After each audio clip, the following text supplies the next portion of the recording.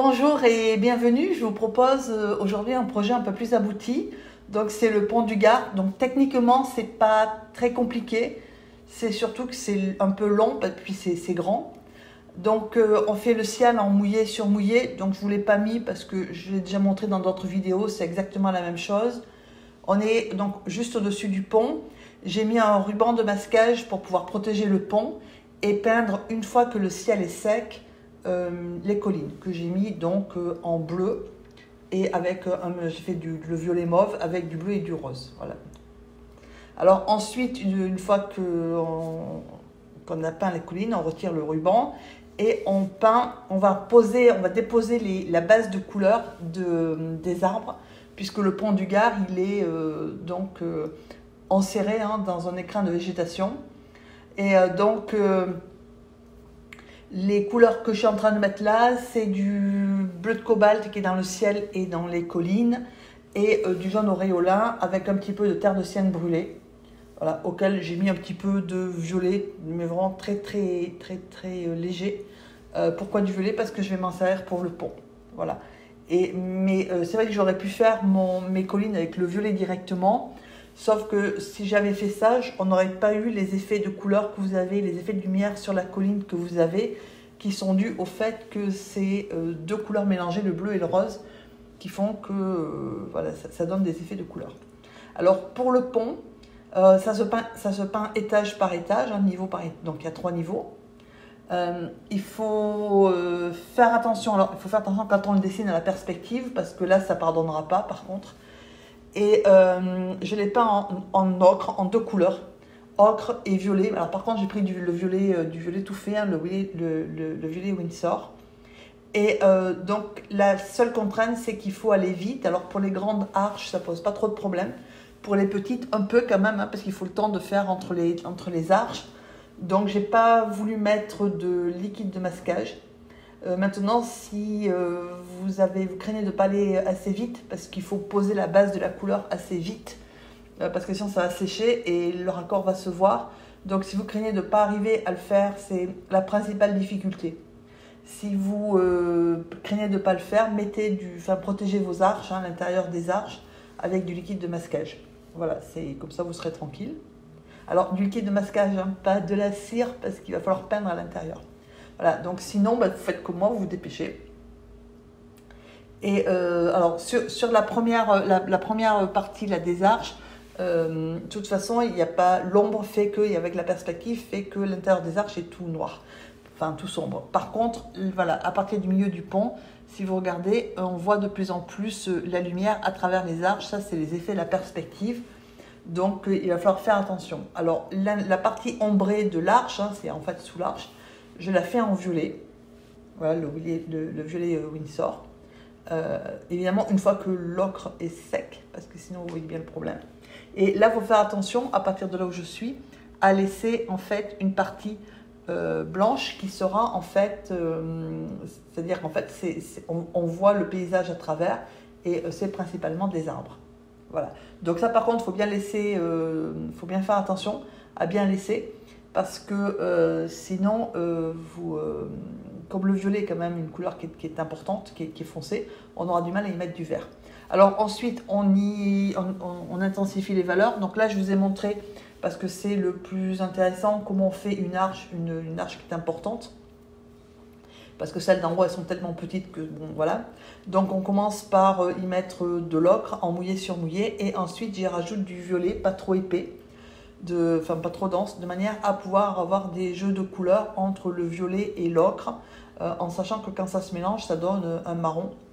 Et toujours dans le mouillé, en mouillé, je rajoute ensuite, je fonce, je rajoute du violet avec moins dilué, de manière à ombrer la partie de l'arche. Voilà. Et ensuite, je fais la structure en fait avec un mélange d'ocre et de violet. Donc quand c'est à l'ombre, je mets plus de violet. Quand c'est au soleil, je mets plus d'ocre. Et je l'ai fait avec le pinceau plat. Parce que vous avez vu, quand j'ai tracé les traits, je les ai tracés au pinceau plat. C'est bien plus simple, puisque vous avez déjà une partie qui est plate, donc en fait qui est droite. Il faut juste faire glisser avec la main le pinceau plat pour faire tracer votre trait. Voilà. Donc après, voilà comment j'ai peint les arbres, donc en faisant des pointillés, hein, comme du pointillisme, voilà. Pareil, faites des petites taches vertes de différentes couleurs et vous prenez un morceau de papier ou de carton. Moi j'ai pris un morceau de carton, voilà, et c'est du carton basique, hein, c'est un morceau d'emballage de chocolat, donc c'est vraiment du basique, de manière à protéger votre pont, voilà ça. Et voilà, vous mettez comme ça. Et alors après, vous faites attention sur les arches, naturellement. Mais le plus embêtant, c'est au niveau du sol. Donc voilà, moi, je protège mon pont comme ça. Alors après, s'il y a un petit peu de verre qui dépasse, c'est pas gravissime. Théoriquement, il ne devrait pas y en avoir, puisque la végétation est bien derrière le pont et bien plus basse que le pont. Donc voilà. Mais après, moi, j'ai fait comme ça. Et j'ai bien veillé à prendre mes différents mélanges de verre de manière à donner l'impression d'une végétation pour ne pas avoir quelque chose de vert uniforme derrière.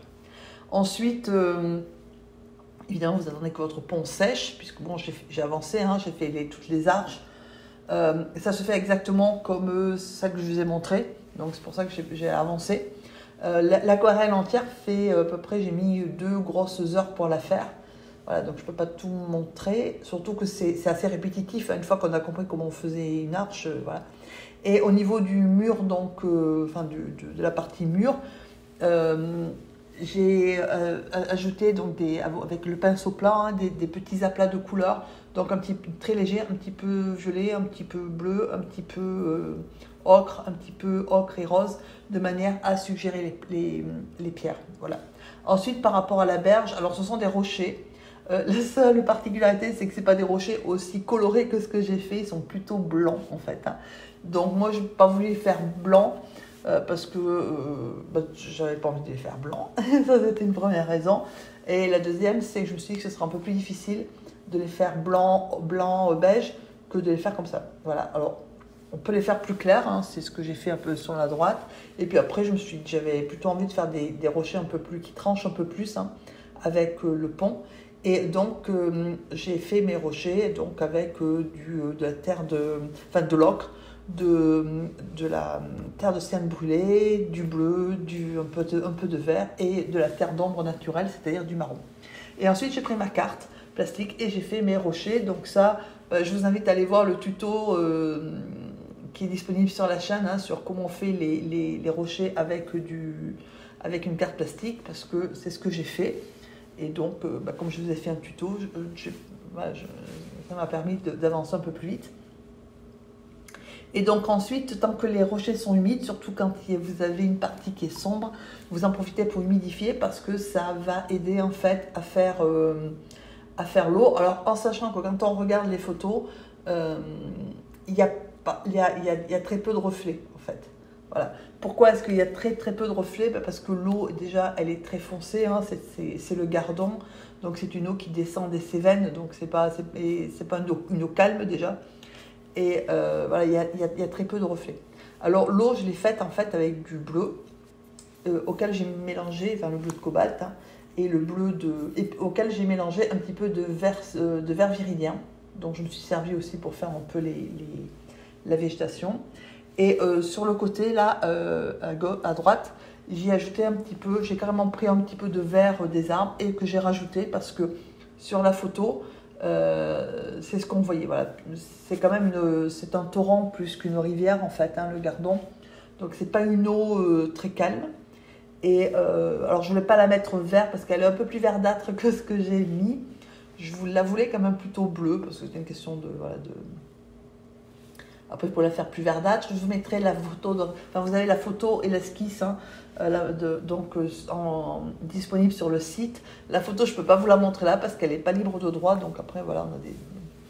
Et tant que c'est humide, vous prenez le pinceau plat et vous vous balayez doucement, hein, de façon très légère, de manière à suggérer des reflets. Mais encore une fois, quand vous regardez la photo sur le Gardon, il n'y a pas des reflets comme ça en fait. Parce que c'est pas une eau calme. Pour avoir des reflets, comme j'ai suggéré un petit peu là, il faut une eau calme en fait. Et l'eau, elle n'est pas calme. Voilà. Donc après, on pose vraiment ces aplats de couleurs en vert. Alors comme il y a beaucoup de vert, il faut essayer de varier un peu les nuances de vert Et je vous déconseille vraiment d'utiliser du verre en tube, hein, du verre en tube ou en codé comme vous voulez, mais du verre tout fait en fait. Hein.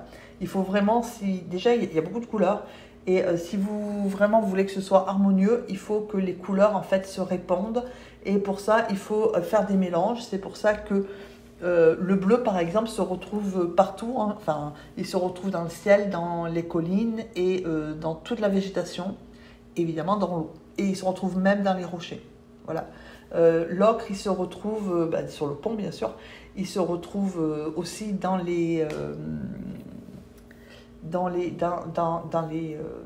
végétation et aussi dans les rochers. Et c'est important vraiment que ça se réponde parce que sinon, l'ombre au niveau des arches, hein, je l'ai faite, c'est la même couleur que les collines. Il faut vraiment essayer d'utiliser un nombre limité de couleurs. Donc là, il y a beaucoup de couleurs parce que le paysage, il est quand même riche. Et puis, on est quand même déjà tenu par la couleur du pont. Voilà, donc ça, déjà c'est fait. Et puis ensuite, vous avez de la végétation.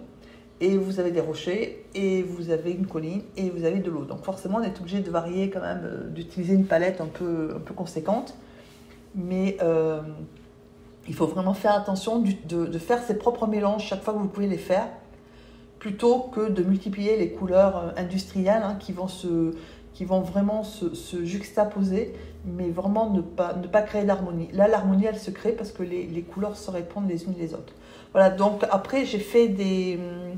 Enfin, c'est toujours pareil, j'étais en train de faire mes rochers, donc je ne vous montre pas parce que je ne vois pas trop l'intérêt. Si, je verrais bien l'intérêt si j'avais beaucoup de temps, mais j'en ai pas. Donc là, j'aimerais vous montrer, par contre, comment on fait les verts. Voilà, donc là, c'est du jaune, c'est mon jaune sennelier. À droite, c'est du jaune, l'ocre, en fait. Et je vais y mélanger, enfin, alors toutes les couleurs sont transparentes, sauf l'ocre qui est semi-opaque. Voilà.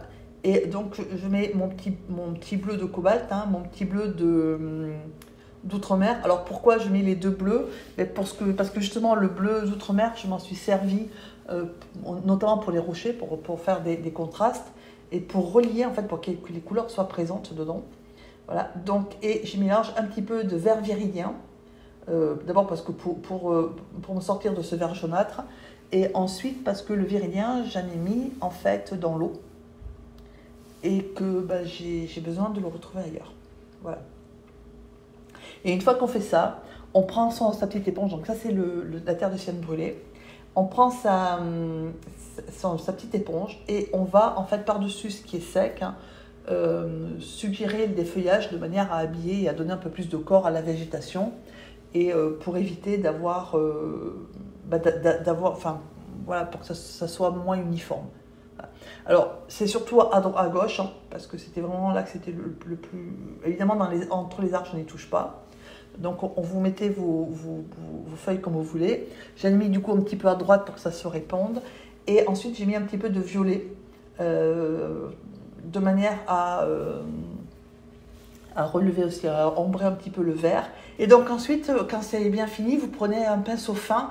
Vous prenez de préférence du jaune citron parce qu'il est semi-opaque. Sinon, vous prenez du jaune sennelier, vous le mélangez avec un petit peu de gouache ou de blanc de titane et vous suggérez quelques petites feuilles sur le vert le plus, voilà, de manière à attraper la lumière hein, et à éclairer un petit peu le feuillage. Alors ça se fait avec un pinceau fin, ça prend un petit peu de temps parce qu'il ne faut pas faire feuille par feuille, mais il faut mettre quelques feuilles. Voilà, de manière à attraper la lumière, à éclairer un petit peu. Voilà. Je vous remercie d'avoir suivi cette vidéo. J'espère qu'elle vous a plu et que vous allez faire de jolis pans du Gard. Je vous souhaite une excellente journée et je vous dis à bientôt.